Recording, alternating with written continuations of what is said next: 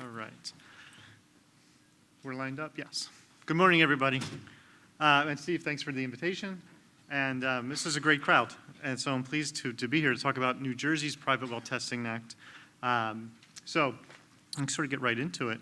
And I think I like this first slide, and I'm borrowing it from colleagues of ours that we've cooperated with from Columbia University, Yen Zhang and Sarah Flanagan.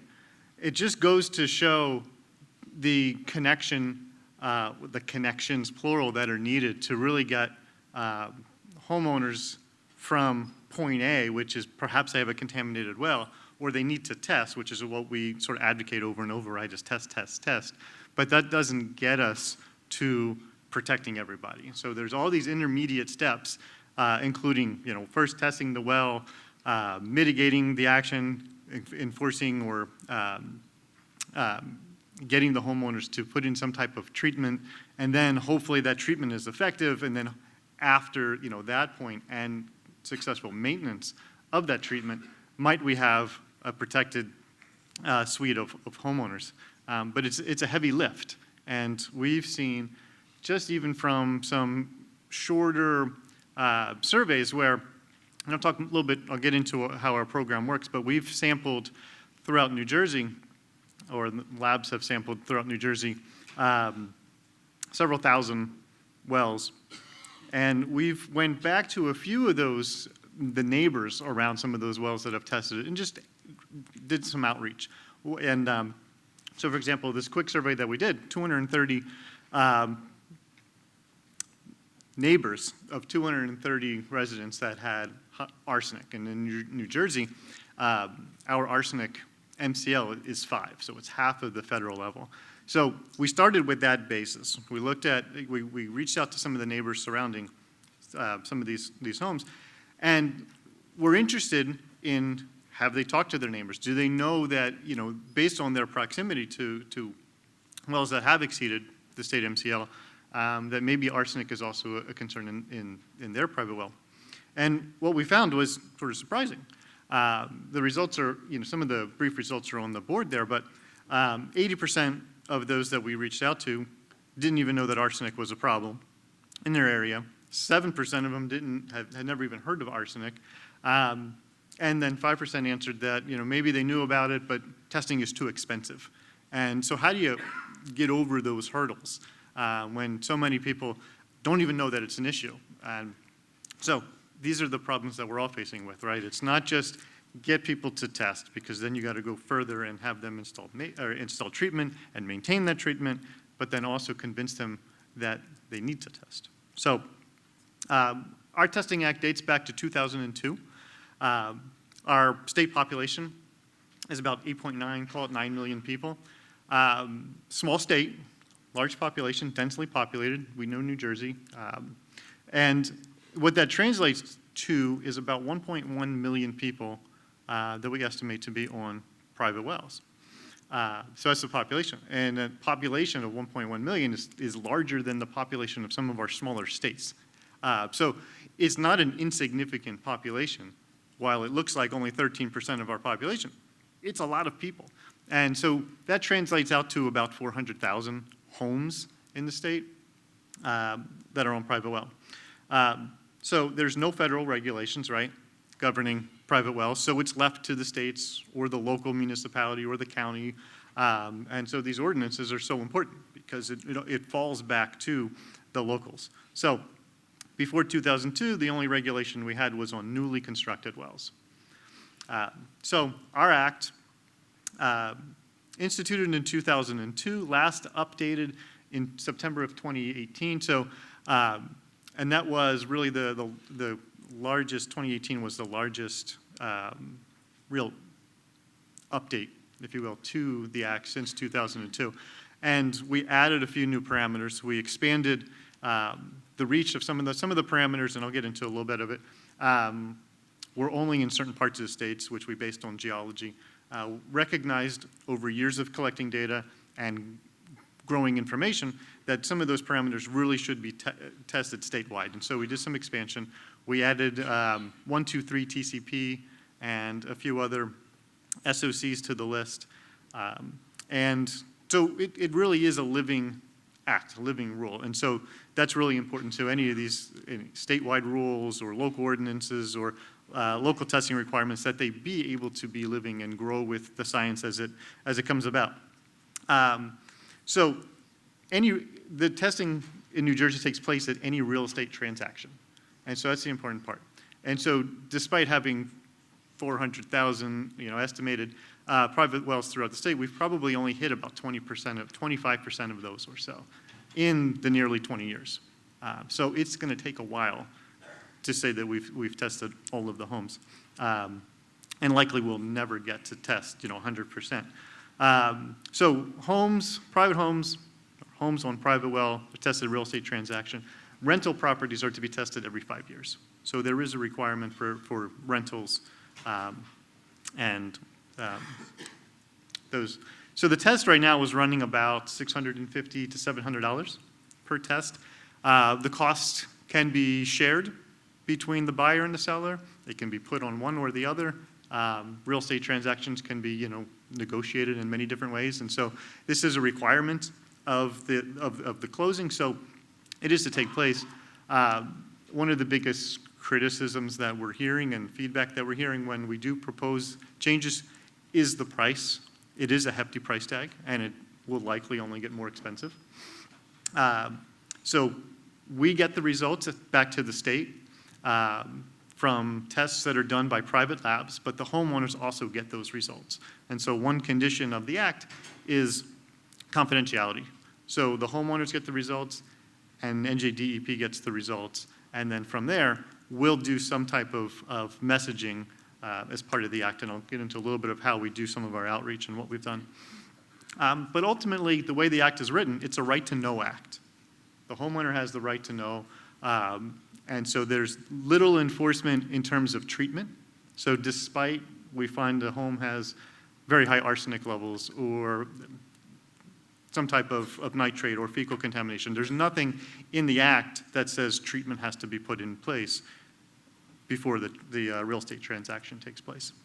So the standards that are required, or the parameters that are required, include total coliform, and if coliform is positive, then we would have a required E. coli or fecal coliform test, 26 VOCs, 3 synthetic organic compounds, that was 1,2,3 TCP, and 2 other similar compounds were added just late last year.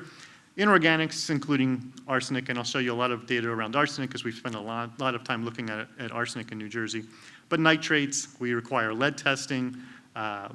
Uranium, mercury, uranium was just added. So there was, I don't know if it's fair to say there was little information on uranium concentrations throughout the state, but we realized in the past few years that uranium most definitely should be a parameter to test for, especially in the northern bedrock part of our state. So we successfully got that rolled into the act, and it is now, since last November, routine test for those bedrock counties. Mercury, in southern part of the state where we have documented mercury issues, and then gross alpha. And gross alpha is our surrogate measure for radium. And then secondary parameters of iron, manganese, pH, and if adopted, we have a current proposal to grow, yes. And this is where I said the test will get a little bit more expensive. So as the test grows, and as New Jersey passes MCLs, this will likely add another approximately $300 or so to the test, putting it close to $1,000. So, yeah, I heard those oohs, some ahs, and some ahs, but yes. So that's proposal in place now. It's out for public, still open for public comment in New Jersey. So it would still be a little while before that gets adopted and then implemented. So that's sort of the background of the act. Required at real estate transactions. We have 39 different parameters that are required. And all of that data eventually works its way from the private labs to a database at NJDEP that our office gets to really,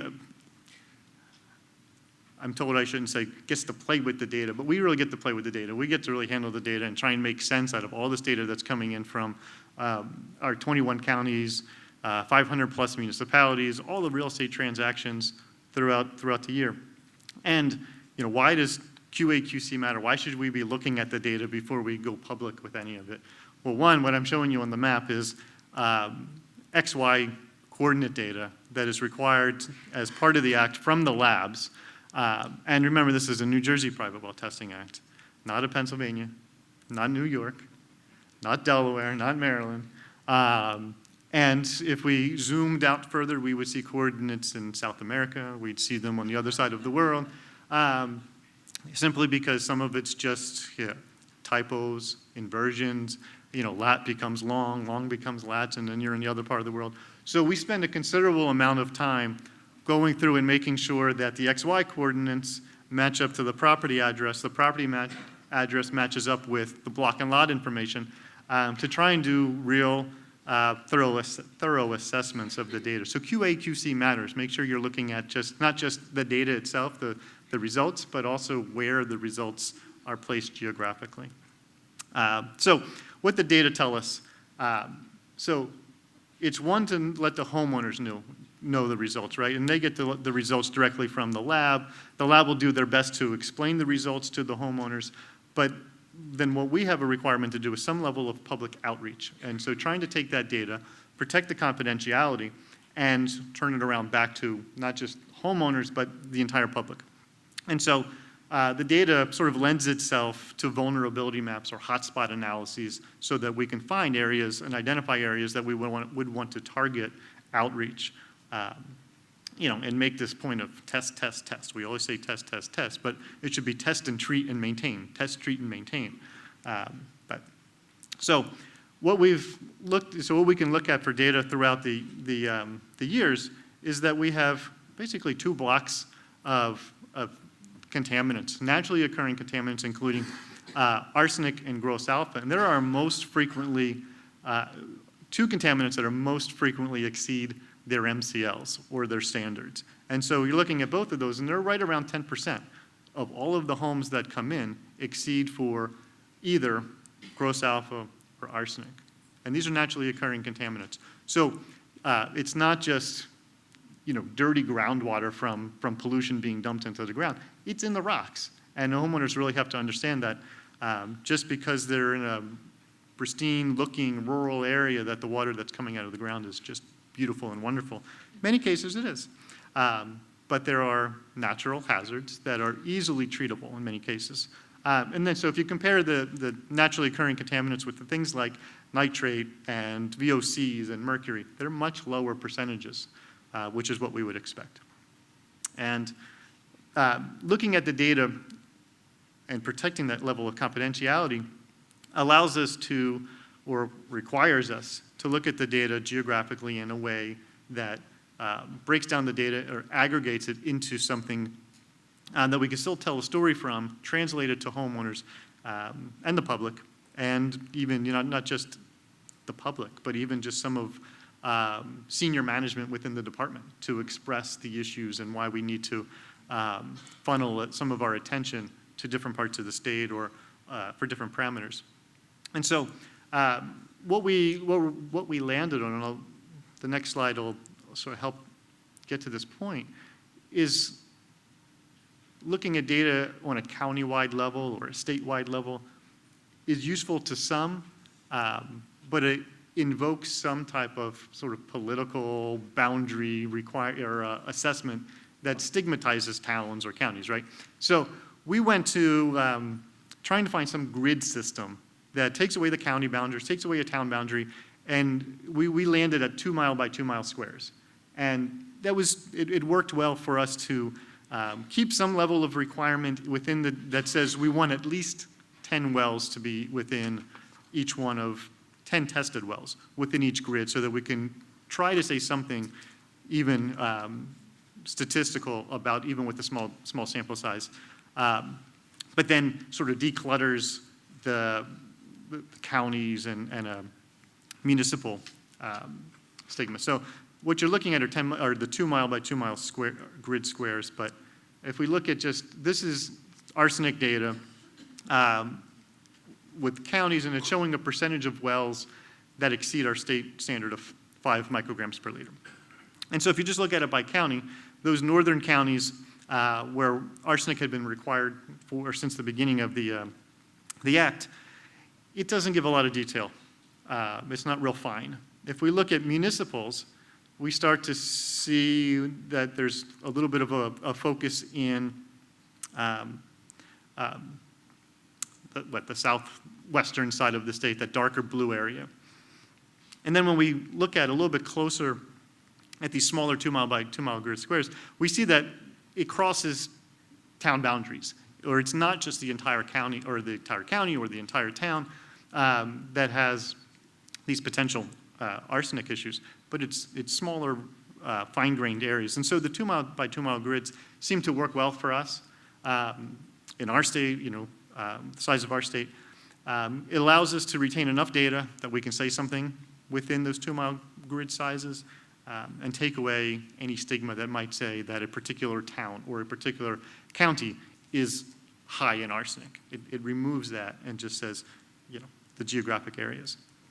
And so just a larger blow up of arsenic throughout the state, but looking at the data within these 2 mile by 2 mile grids and maintaining at least a sample size of 10 tested wells allows us to maybe say more than just what percentage of wells exceeded the standard, but maybe we can say something a little semi-statistical about the data and say what's the median concentration in a particular area, or what are the high levels. And instead of maximums, you'd like to use the 90th percentile to sort of eliminate some of the extreme or an outlier value. So this allows us to also convey that message, and we can do that with this data.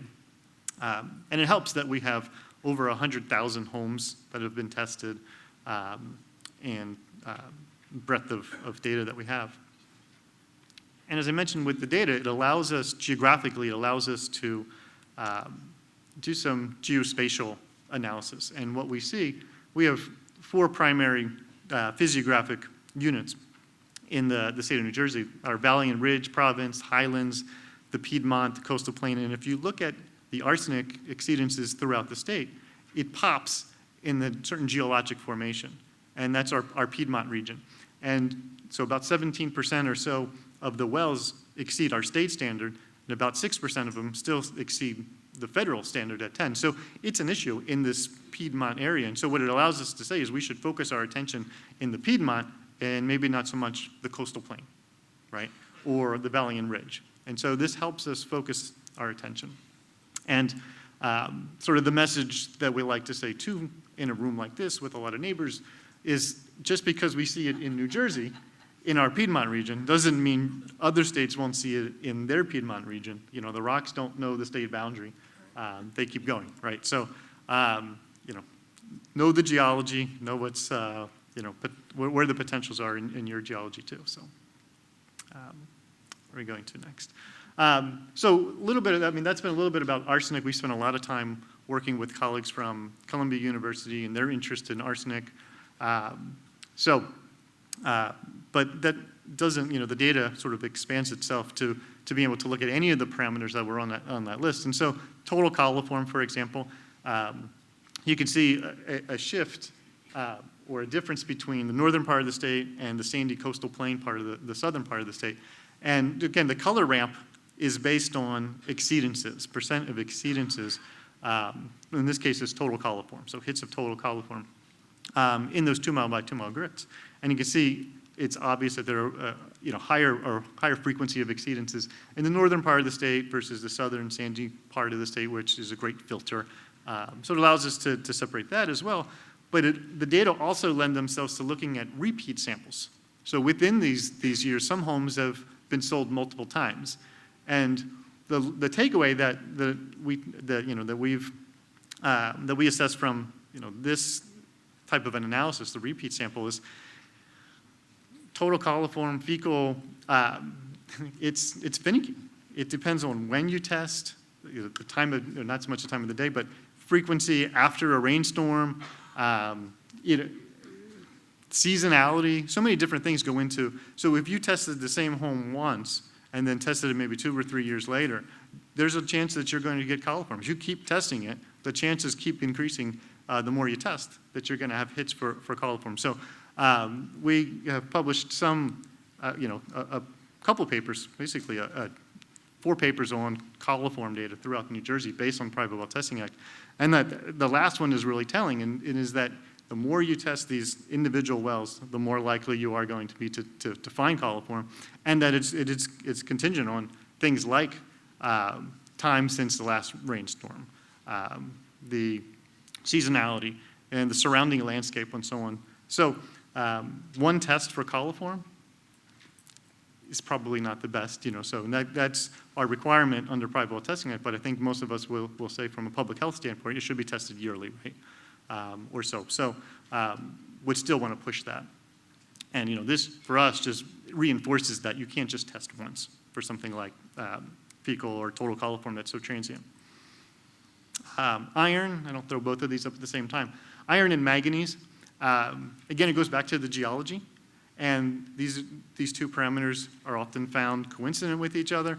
And we have a nice little belt, right, going that diagonally through the intercoastal plain of New Jersey, higher and more frequent exceedances of iron and manganese. So this, again, the maps are, the beauty of the maps is that it helps us target our outreach and understand the geology that's sort of controlling these. So that is sort of transition to some of the outreach that we've done in the past few years with this data. And one of the outreach parts that I most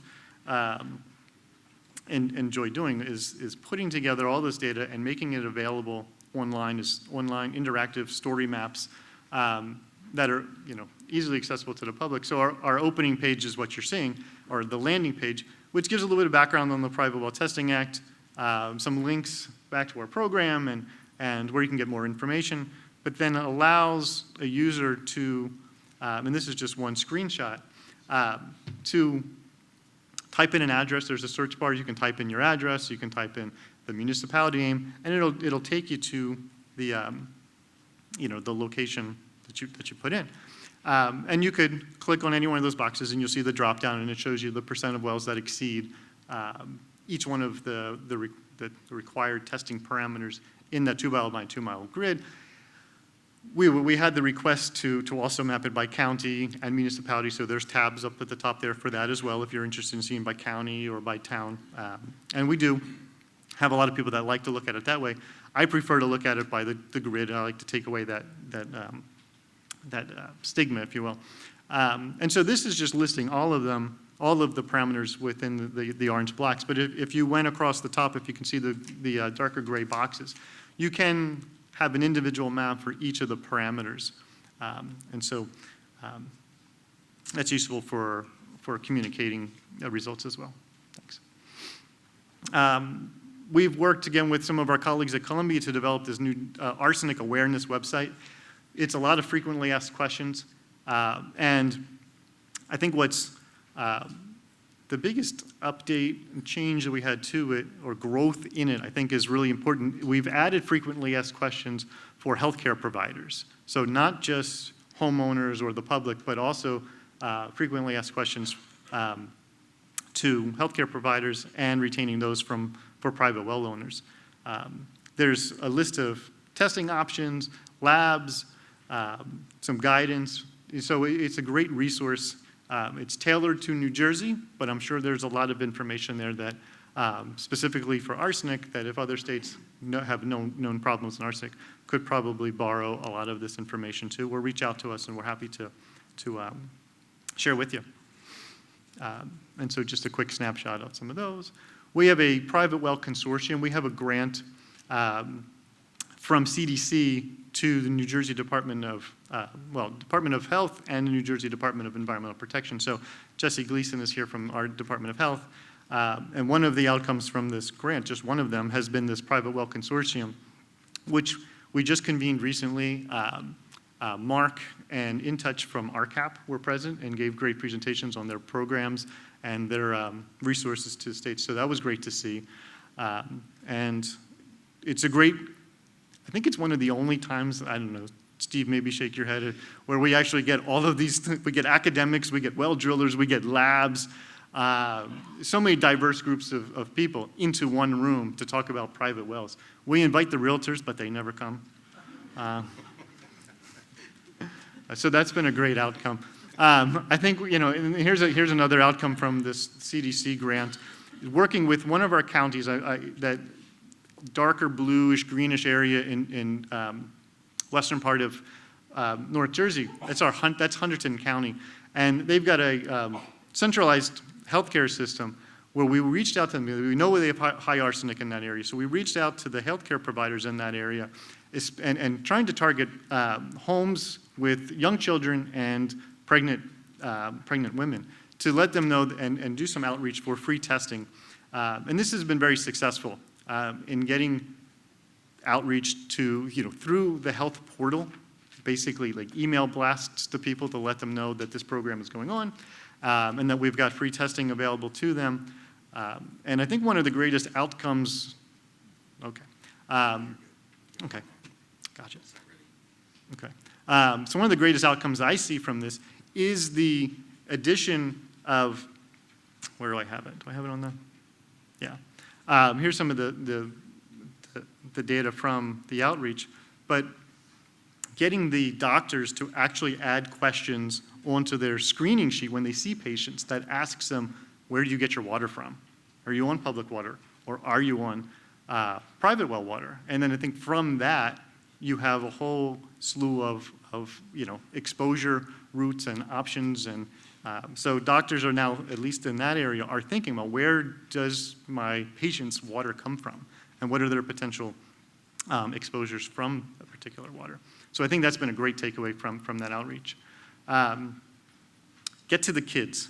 Here's another way. So Steve Spade is here from our New Jersey Geological Survey, who was the principal on this outreach effort. And you see Steve back there under the flag lecturing to some junior high, Steve? Junior high students. And this was another outreach effort in this Hunterdon County area, in particular in two towns that we know have high arsenic, and trying to increase testing. So right, remember our Testing Act only requires testing at home sale.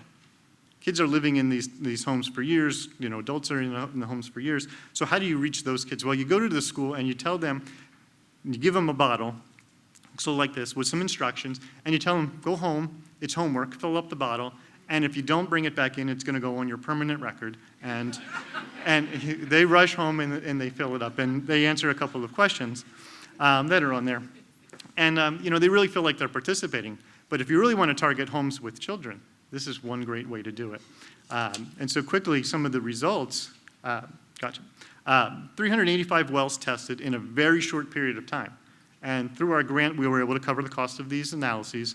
And what we see are non-detect, 110 or so wells with non-detect, 182 of the homes, still less than 5, but then wells that exceed our 5 microgram per liter standard, and then those over 10, the federal standard.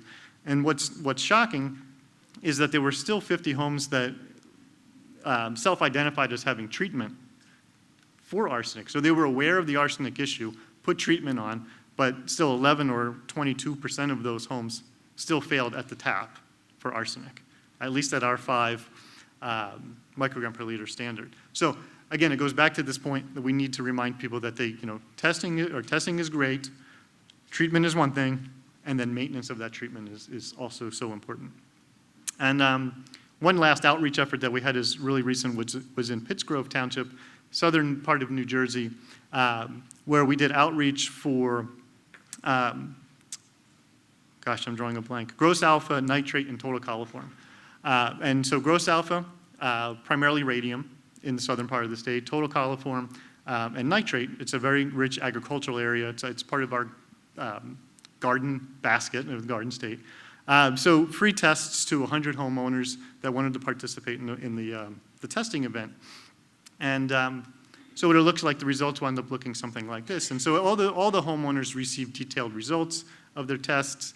And we went to public meetings, explained the results to the town council, the environmental council, and any of the homeowners that wanted to hear. So, and then we explained different types of treatment that might be available for them. So whether it be any one of the three parameters that we tested for, there was still a good chunk of homeowners that were failing at their final drinking water at the tap for these.